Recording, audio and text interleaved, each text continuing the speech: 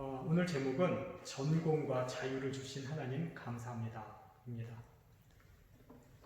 추수감사절을 맞이하여서 이런 제목으로 예배를 드리고자 합니다.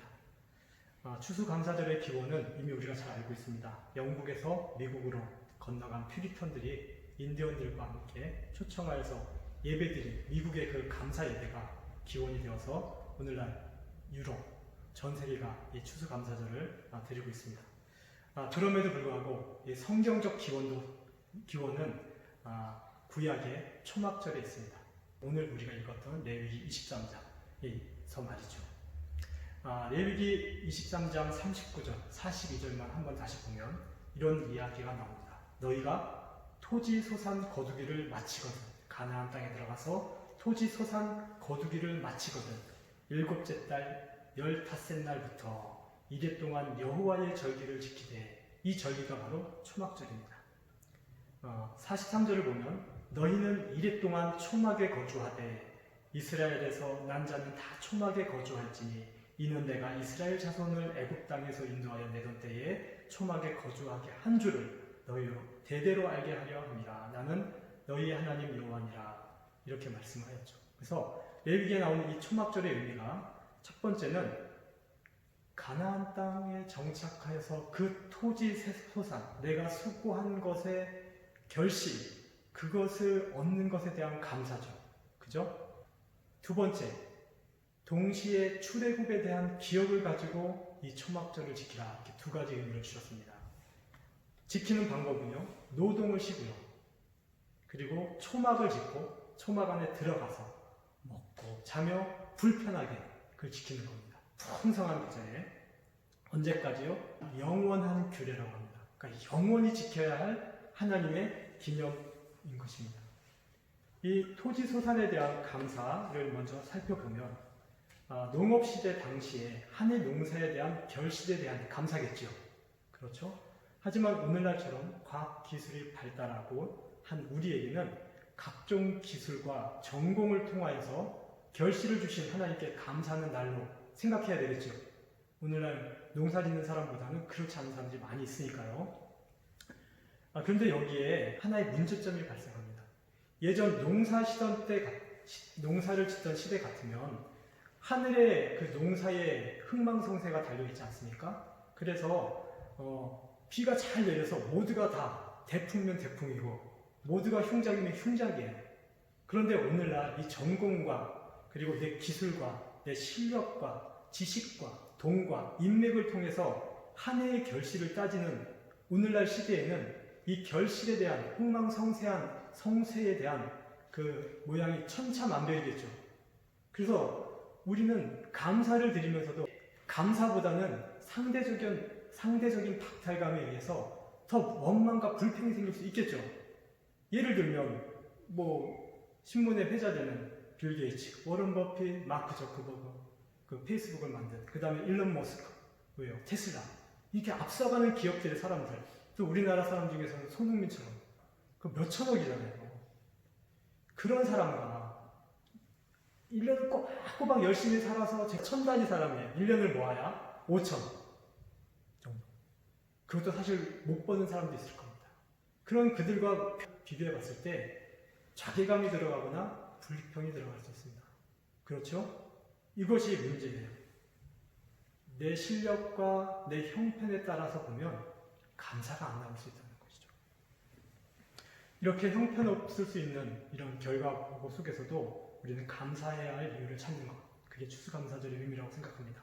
설교가 제이 테니스라고 한 사람은 이런 말씀을 했습니다. 당신이 많은 세금을 내야 한다면 감사하십시오. 당신에게 안정된 직장과 사업장이 있다는 말이기 때문입니다. 당신의 몸무게가 늘어 옷이 맞지 않는다면 감사하십시오. 당신은 먹을 것이 넉넉한 인생을 살아온 것입니다. 세탁할 옷이 집안 구석에 쌓여 있거든 감사하십시오. 당신에게는 적어도 갈아입을 옷의 여유가 있다는 얘기입니다. 당신의 집에 대청소가 필요하고 문고리를 갈아야 하고 창문을 갈아야 한다면 감사하십시오. 당신의 몸을 위해 위탁할 집이 있다는 뜻이기 때문입니다. 그렇지 않습니까? 멀리라도 주차할 공간을 찾았다면 감사하십시오. 당신에겐 잠시라도 운동할 수 있는 기회를 주신 것입니다. 당신에게 불평할 대통령이 있다면 감사하십시오. 당신에겐 자유가 보장되었기 때문입니다. 그죠? 교회 뒷자리에 앉아있는 교회의 찬송 음정이 엉망이라면 감사하십시오. 당신의 청각은 정상적이기 때문입니다. 아침에 울리는 자명종 소리가 고통스럽게 들리거든 감사하십시오. 당신은 일어나서 해야 할 그날의 의무가 있기 때문입니다. 하루 해가 저물어 온몸이 나른하고 피곤하거든 감사하십시오. 당신은 오늘 하루 열심히 살았기 때문입니다. 그죠? 우리가 불평으로 여겨지는 것들이 가만 보면 다 감사하다는 거예요. 우리 미라자매가 얘기했듯이 정말 두렵웠던 이 이민이 이제 시작되고 보니까 이렇게 하나님께서 해주시잖아요. 감사한 것입니다. 그 유명한 스펄전 목사님도요 이렇게 얘기했습니다. 한 자리의 촛불을 인하여 감사하면 그 사람에게는 별빛을 주시고 별빛을 인하여 감사하면 달빛을 주시고 달빛을 인하여 감사하면 햇빛을 주시고 햇볕을 인하여 감사하는 자에게 하나님께서 천국과 하나님의 영원한 빛을 주십니다. 데살로니가전서 5장 18절에 보면 범사에 가라 감사하라 이는 한 그리스도 예수 안에서 너희를 향하신 하나님의 뜻이라고 합니다. 감사가 뭐라고요? 뜻이에요. 크든 작든 농경 사회든 현대 과학 사회든 경쟁하여서 비교되는 사회든 항상 하나님의 뜻이 뭐라고요? 감사하는 것입니다. 우리가 살다가 고난 속에서 작은 것이라도 감사할 수 있는 이유와 그 축복을 깨달았다면 즉시 감사하기를 부탁드립니다. 그러면 하나님께서 더 좋은 천국의 축복들을 열어주시겠죠. 성경은 그걸 이야기하고 있습니다. 그래서 토지소산으로 인하여 너의 전공과 너의 기술과 직장으로 주신 것에 대한 감사하는 하나님 말씀입니다. 두 번째가 애굽 노예에서 벗어난 자유에 대하여 감사하라. 43절을 읽어보니까 이스라엘에서 난 자는 다 초막에 거주할지니 이 풍성한 계절에 왜 초막에 거주합니까? 내가 이스라엘 자손을 애굽 땅에서 인도하여 내던 때에 너희가 초막에 거주하였기 때문이다 하고 그 이유를 말씀하십니다. 우린 풍성해서 많이 먹고 많이 마시고 그냥 감사의 축제를 벌이고 싶은데 그때 하나님은 뭐 하라고요? 초막에 좀 거해요. 그것도 7일 동안 밤낮으로. 왜 그렇습니까? 그 초막이라는 것 자체가 내 조상이 애굽이라는 그런 집단 안에서 노예로 살다가 해방되어서 얻은 자유, 그걸 묵상하기 원해서예요. 예를 들어 보십시오. 많은 풍성한 것들이 있어요. 많이 먹었어요. 근데 내 신분이 노예예요. 그 먹거리가 감사하겠나요? 그죠? 자유자의 신분으로 먹을 때 그게 즐겁죠. 그 얘기입니다. 저는 청년 시절에요. 아무것도 없이 그 기득권 앞에 아무것도 없이 가지고 태어나서 불공정, 불공평, 그리고 한국의 어떤 이 서열에 대한 문화, 이 속에서 얼마나 어둡게 보냈는지 모르겠습니다. 근데 지금 이렇게 그 청년 시기가 지나서 이렇게 장년이 되었는데 저에게는 어느덧 가지고 있는 것들이 많이 있는 걸 보게 되었어요. 저에게 다시 그때로 돌아가라고 하면 그 청년 시절 꿈같이 푸르는 것이지만 이런 좀 불안하고 또 미래가 보장되지 않은 그 시기를 사실 다시 가고 싶은 마음은 그렇게 없습니다. 우리는 그러한 고통과 슬픔, 위기에서 벗어난 사람들 아닙니까? 이제 청년의 방황은 거의 끝났습니다. 이게 하나님이 주신 자유라는 거예요. 초막절은요, 내가 애굽에서 나보다 발전한 문명과 사람들 속에서 불평등, 불공평 속에서 봤던 소망이 없던 불안하고 희망이 없던 때를 기억하고 감사하라는 것입니다. 너는 그런 희망을 얻었으니까. 너는 그런 자유의 하나님을 만났으니까. 그 의미입니다. 그래서 이 초막절과 연관하여서 예수님이 주신 새로운 언약이 신약 성경에 나옵니다. 요한복음 7장 37절 38절인데 찾지 않고 제가 읽겠습니다. 명절 끝날 곧 큰 날에 예수께서 서서 외쳐 이르시되 누구든지 목마르거든 내게로 와서 마시라. 나를 믿는 자는 성경의 이름과 같이 그 배에서 생수의 강이 흘러나리라. 여기서 명절 끝날이라는 건 요한복음 7장 2절에 보면 그게 초막절입니다. 레위기 때 하나님께서 모세를 통하여 초막절을 영영히 지키라고 하였잖아요. 2500년이 흘른 예수님 당시에도 유대인들이 그 초막절을 지켰습니다. 예수님 오셨을 때요. 그 명절 초막절 끝날 마지막 8일째 날에 예수님께서 뭐라고 하셨다고요? 누구든지 목마르거든 내게로 와서 마시라. 나를 믿는 자는 배에서 생수의 강이 흘러나리라 이런 얘기를 하셨습니다. 초막절이 무슨 날입니까? 두 가지 의미가 있다는 거죠. 소산을 가지고 감사하는 날. 근데 그 감사를 네가 노예의 신분으로 먹으면 흥이 없는데 자유의 신분자로 먹었기 때문에 그걸 기념하라는 거잖아요. 두 번째가 네가 해방받은 날, 출애굽하여 자유를 얻은 날이잖아요. 그래서 2500년이 흐른 예수님 당시에도 초막절 날에 자유의 기념으로 예배를 드리고 초막절 행사를 지키고 있는데 예수님 뭐라고 얘기하세요? 누구든지 목마르거든. 누굴 얘기하는 겁니까? 초막절에 자유를 만끽하고 싶은 자 중에 여전히 자유가 없잖아요. 애굽에서 탈출하여서 자유를 얻었다고 했더니 바빌론한테 노예 생활하고 바벨론에게서 해방하여서 싸워서 자유를 얻었다고 했더니 로마 군사들한테 또 압제당하는 그 시기가 예수님 당시 시기 아니었습니까? 자유가 있나요? 없어요. 그러니까 목마른 거예요. 목마른 거예요. 계속 목마른 거예요. 얻은 것 같은데 못 얻은 거예요. 자유. 그래서 예수님이 그 얘기 하시는 거예요. 이 자유의 날에 내가 너에게 말하노니 정말 목마르다면 나를 믿어라. 성경의 이름과 같이 그 배에서 생수의 강이 흘러나리라. 여기서 예수님이 말씀하신 성경에 이르다 라는 말씀은요, 레위기 오늘 읽은 23장이 아니라 스가랴서 14장입니다. 스가랴서 14장에 보면 이 초막절에 대한 의미를 더 풍성하게 하나님이 예언으로 주십니다. 제가 읽어보겠습니다. 14장 16절에서 19절 빨리 읽겠습니다. 예루살렘을 치러 왔던 이방 나라들 중에 남은 자가 해마다 올라와서 그 왕 만군의 여호와께 경배하며 초막절을 지킬 것이라. 누가요? 유대인뿐만 아니라 예루살렘을 치러 올라온 모든 이방 나라들 왕이요. 땅 속에 있는 족속들 중에 그 왕 만군의 여호와께 경배하러 예루살렘에 올라오지 아니하는 자들에게는 비를 내리지 아니할 것인지요. 만일 애굽 족속이 올라오지 아니할 때에는 비 내림이 있지 아니하리니 여호와께서 초막절을 지키러 올라오지 아니하는 이방 나라 사람들을 치시는 재앙을 그에게 내리실 것이라. 애굽 사람이나 이방 나라 사람이나 초막절을 지키러 올라오지 아니하는 자가 받을 벌이 그러하니라. 이 의미가 초막절의 두 가지 의미에서 어떤 의미를 지금 상징할까요? 자유를 주는 그날이에요. 초막절은 그날이에요. 근데 그날에 올라오지 않는 세계 왕들이 있다면 하나님 무슨 재앙을 내리시겠다고 하는데 그 재앙이 뭔지 아십니까? 비를 안 주시겠대요. 비. 올라오는 자는 비를 주시겠대요.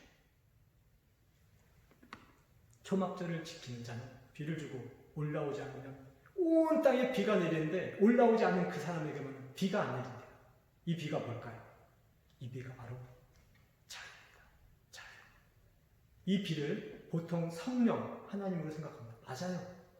예수님께서도 아까 요한복음 7장에서 이 배에서 솟아나는 건 성령을 말씀하시는 거예요. 근데 성령이 궁극적으로 오셔서 하시는 실질적인 우리에게 주는 혜택이 뭔지 아십니까? 그게 자유예요.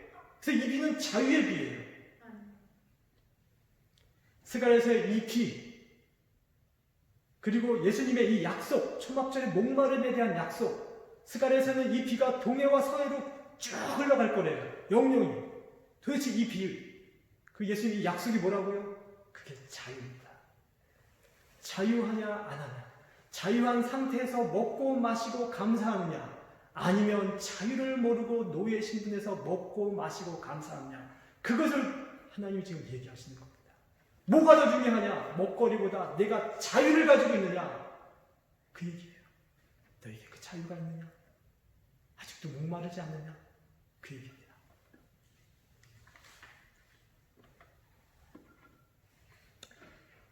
이 자유를 주시는 분 성령님이십니다. 이 자유의 왕이 오시는데요,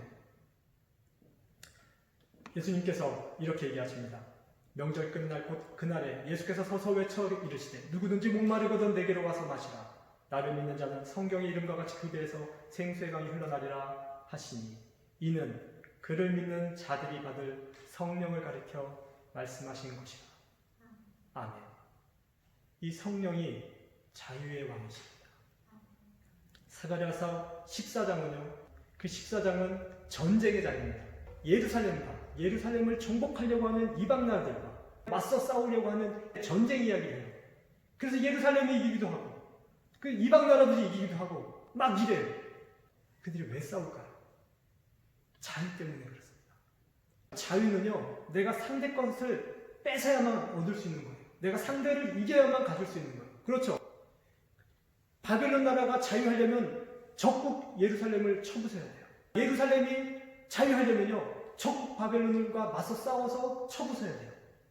내가 애써서 싸워서 쟁취해야만, 이겨야만 얻을 수 있는 게 자유였어요. 그런데 스가랴서 14장에 이런 말씀을 합니다. 그 전쟁의 날이에요. 그날 너희가 전쟁이 한참 있는 날 어느 날이 임하는데, 서로 싸워서 자유를 쟁취하겠다고 하는 그날에 어느 날이 임하는데, 여호와께서 아시는 한 날이 있으리니 낮도 아니요 밤도 아니라 어두워 갈 때에 빛이 있으리로다. 여호와께서 주신 어느 한 날, 낮도 아니고 밤이 아니래요. 이건 내 자유도 아니고 제 자유도 아니에요. 뺏은 것 같은데 또 다른 강대국이 오면 내 자유를 또 뺏어가서 또 노예 생활하는, 낮도 아니고 밤이 아니에요. 내 자유는 그런 거예요. 가졌다가 뺏겼다, 가졌다 뺏겼다. 그러니까 낮도 아니고 밤도 아닌 그때, 어두워져 갈 때쯤, 낮도 아니고 밤일 그때에 명확한 다른 한 빛이 오신대요. 한 빛이 오신대요. 빛이 있으리로다. 그날에 생수가 예루살렘에서 솟아나서 절반은 동해로 절반은 서해로 흐를 것이며 여름에도 겨울에도 그러하리라. 예수님의, 성령님의 자유의 왕이 오셔서 뱃속에서 솟아나는 자유의 샘을 터뜨려 주시는데, 동해와 서해로 여름과 겨울 내내 흐르는 그런 자유를 얘기합니다. 내가 싸워서 얻을 수 있다고 생각했던 자유가 하나님이 오셔서 그분을 왕으로 모시면 자유를 주시겠다라고 하는 선언입니다. 그 스가랴서 14장에 바로 이런 얘기도 있습니다. 스가랴서 14장 20절 21절에 보면 그날에는 말방울에서까지 여호와께서 성결이라 기록될 것이라. 여호와의 전에 있는 모든 솥이 제단 앞 주갈과 다름이 없을 것이니 예루살렘과 유다의 모든 솥이 만군의 여호와의 선물이 될 것인즉 제사 드리는 자가 와서 이 솥을 가져다가 그곳으로 고기를 삶으리라. 그날에는 만군의 여호와의 전에 가나안 사람이 다시지 아니하리라. 두 가지 얘기가 나와요. 하나는 여호와 앞에 쓰이던 선물 이야기, 말방 하나님의 제단에 쓰이던 솥단지와 제사장이 들던 방울은 얼마나 거룩합니까? 근데 그날 예수님이 오신 날에는 제사장이 들던 방울이 아니라 말에게 달려있던 더러운 방울, 그리고 저쪽 제단에서 제물의 똥을 받아놓았던 더러운 솥단지, 그것마저도 뭐라고요? 제단에 쓰는 솥단지와 같이 선물처럼 여겨지리라. 말방울에게까지 여호와께 성결이라. 모든 이스라엘 제단에 있던 모든 기구가 성결하대요. 거룩하대요. 왜요? 왜 그럴까요? 또 보세요.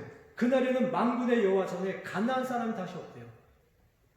예수님이 오신 날, 성령님이 오신 날에 가나안 사람이 없었나요? 있었어요. 마태복음 15장에 보면 가나안 여인이 와서 예수님께 나 좀 구해달라고 얘기해요. 가나안 사람이 없어졌습니까?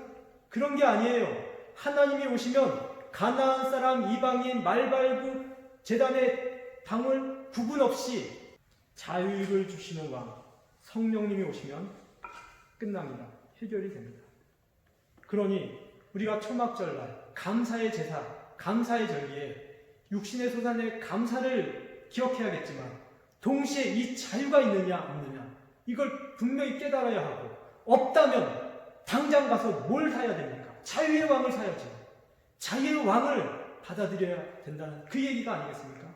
그러니까 예수님께서 초막절 끝날에 이걸 외쳐서 선언하시는 것이에요.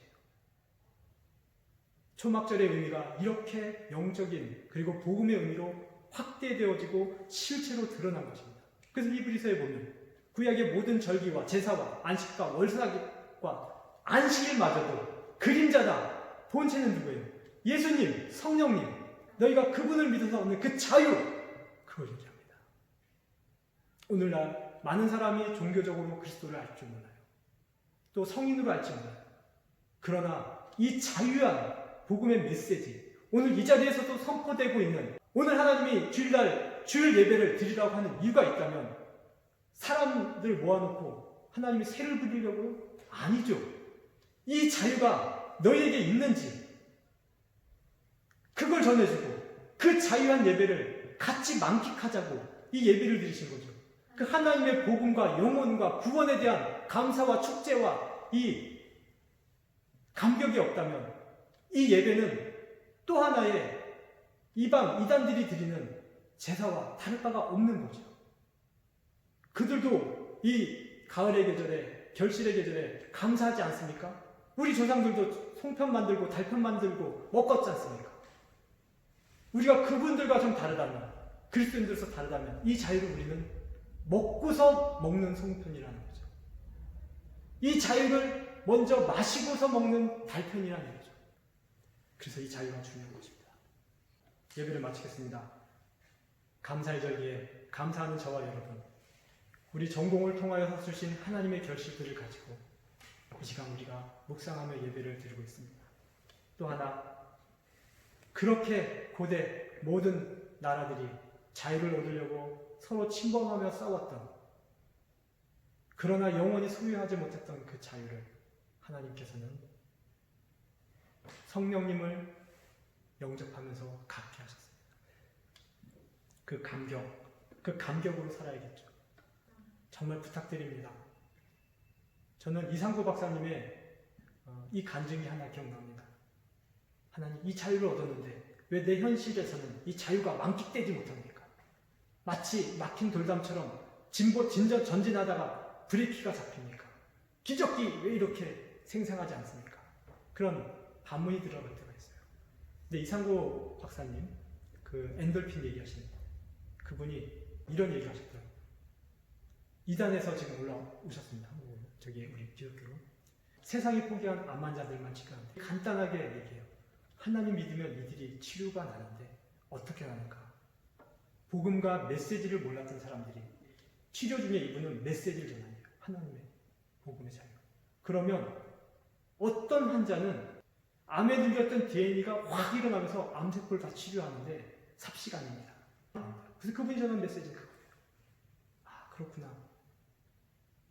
내가 너무너무 건강한 거구나. 내가 너무너무 건강해서 하나님의 기적을 지금은 느낄 필요도 없는 거죠. 너무 살고 있으니까. 그렇게 생각해 보았습니다. 어떤 얘기는요, 이 메시지가요, 기적을 창출하는 메시지입니다. 우리는 그 속에 살고 있어요. 맛있는 된장국도 삼시세끼 먹어보면 그 맛을 모르잖아요. 그러나 된장국을 먹고 있다는 것이 중요하죠. 아멘. 오늘 추수감사절을 맞아 자유의 왕, 진리의 성령이 오셔서 우리에게 주신 자유, 우리 영혼의 축제, 그런 날이 되기를 소망합니다. 전공의 결실과 자유의 결실을 먹고 입고 마시게 하신 하나님께 감사하기를 원합니다.